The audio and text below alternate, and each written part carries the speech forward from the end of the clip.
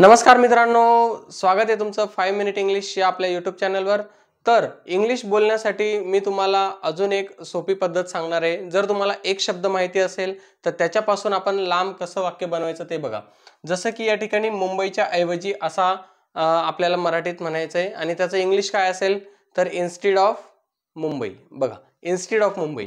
आता इन्स्टेड ऑफचा अर्थ होतो की च्या ऐवजी, बरोबर आहे। जसं की मुंबईच्या ऐवजी, जसं की चहाच्या ऐवजी, इन्स्टेड ऑफ टी पाण्याच्या ऐवजी, इन्स्टेड ऑफ वॉटर तुझ्या ऐवजी, इन्स्टेड ऑफ यू माझ्या ऐवजी, इन्स्टेड ऑफ मी ह्या पद्धतीने। तर मला एवढंच म्हणायचं आहे इन्स्टेड ऑफ मुंबई, ठीक आहे। आता मी अजून एक शब्द वाढवतो, मुंबईच्या ऐवजी पुणे असं मला म्हणायचं। तुलना केली मी आता की मुंबईच्या ऐवजी पुणे, ठीक आहे। सो पुणे पहिले घ्यायचे, Pune instead of Mumbai. Instead of Mumbai same राहणार, फक्त पुणे सुरुवातीला येणार। पण मराठीमध्ये उलटे, मराठीमध्ये आपण काय केलं की मुंबईच्या ऐवजी पुणे, पुणे शेवटी घेतलं मराठीतल्या वाक्यामध्ये, पण इंग्लिशच्या वाक्यामध्ये पुणे आधी आलं। बघा, पुणे इन्स्टेड ऑफ मुंबई। आता त्याच वाक्यामध्ये मी अजून भर घातली, मुंबईच्या ऐवजी पुण्याला जा। मराठीमध्ये क्रियापद शेवटी येतं, जसं की जा हे क्रियापद आहे। जसं की आंबा खा, तर या ठिकाणी खा आपण शेवटी घेतलं, किंवा तो आंबा खातो, खातो हे शेवटी आलं। तसंच मराठीमध्ये क्रियापद शेवटी येतं। पण इंग्लिशमध्ये बघा, go to Pune instead of Mumbai. Instead of Mumbai common आहे बघा, instead of Mumbai, instead of Mumbai, instead of Mumbai. मग इकडे काय आलं तर go to Pune instead of Mumbai. आता हे जे आहे हे कमांड सेंटेन्स झालं, ज्याला आपण आज्ञार्थी वाक्य असं म्हणतो। आज्ञार्थी वाक्यामध्ये क्रियापद हे सुरुवातीलाच येतं, मुंबईच्या ऐवजी पुण्याला जा। तर go to Pune instead of Mumbai. मग हे वाक्य आपण सुरुवात कुठून केली तर सुरुवात केली आपण मुंबई इन्स्टेड ऑफ मुंबई, नाही का, Pune instead of Mumbai, go to Pune instead of Mumbai.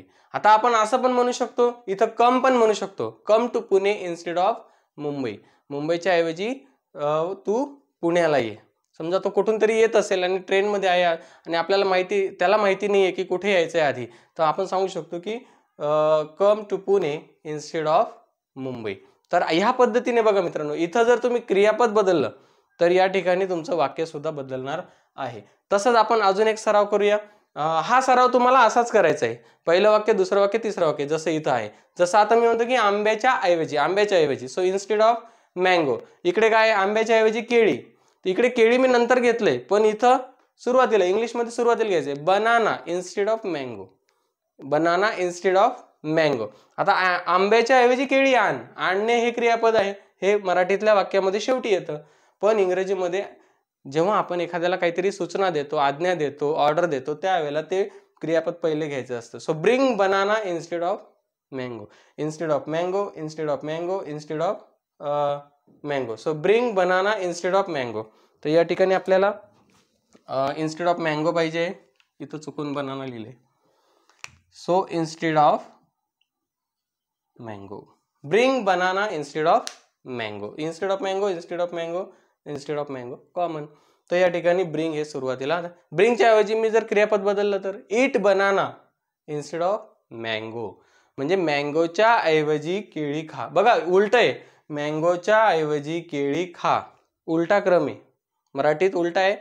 बघा इंग्रजीमध्ये bring banana instead of mango, मँगोच्या ऐवजी बनाना आण, मँगोच्या ऐवजी, आंब्याच्या ऐवजी केळी खा, नाही का। पण मराठीमध्ये असं म्हणत नाही आपण, खा नाही का, आण केळी च्या ऐवजी आंबा असं म्हणत नाही, आंब्याच्या ऐवजी केळी आण। सो मराठीमध्ये आपण आंब्याच्या ऐवजी केळी आण उलट म्हणतो, इंग्रजीमध्ये एकदम उलटा क्रम आहे।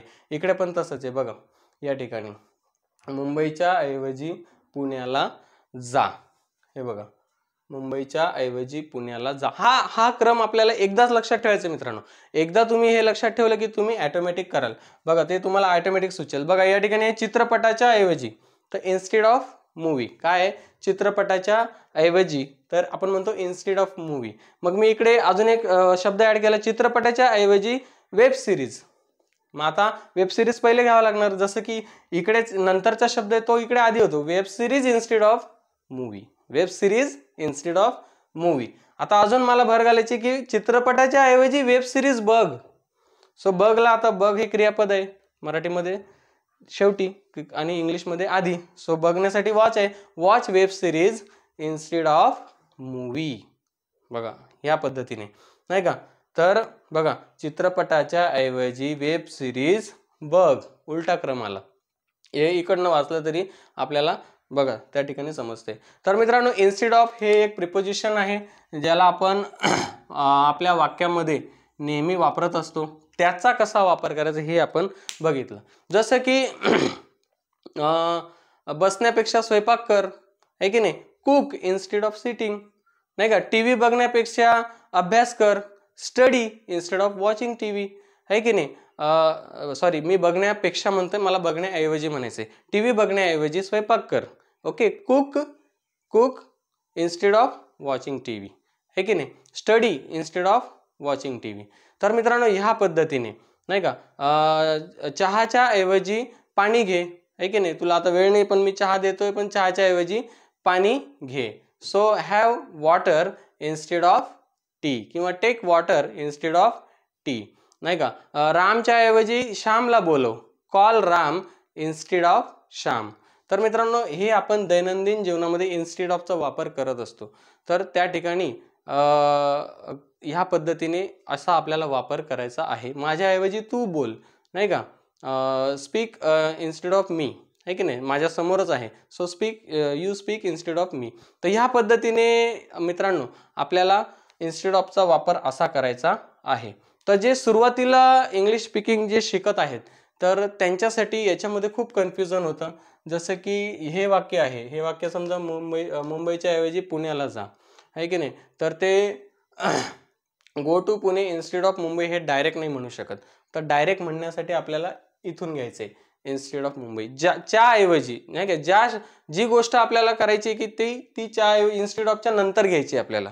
जसं की चहाच्या ऐवजी, सो इन्स्टेड ऑफ टी, नाही का. चहाच्या ऐवजी पाणी पी, सो ओके. तर या ठिकाणी इन्स्टेड ऑफ टी आहे ना, चहाच्या ऐवजी. मग जे करायचं आहे ते आधी सांगायचं. दोन वस्तूंपैकी कोणती वस्तू करायची ती आधी सांगायची. जसं की आंब्याच्या ऐवजी केळी खा, आहे की नाही. केळी खा ना, मग ईट बनाना इन्स्टेड ऑफ मँगो.